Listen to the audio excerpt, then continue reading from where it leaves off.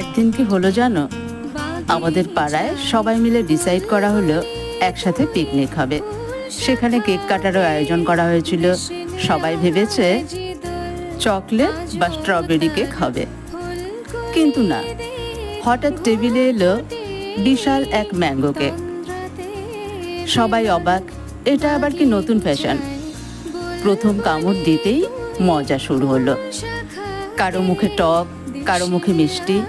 এক কাকিমা তো সরাসরি বললেন, এ কেক না একেবারে আমদই ভাত। তারপর কেক খাওয়ার বদলে সবাই শুধু ফটো তুলতে লাগলো। কেউ বলছে এ কেক ট্রেন্ডি, কেউ আবার বলছে একে রহস্যময় এক্সপেরিমেন্ট। শেষে পুরো পিকনিকটাই বিখ্যাত হয়ে গেল আম কেক পিকনিক নামে। তাই আমিও আজ বানিয়ে নিলাম সেই বিখ্যাত আম কেক।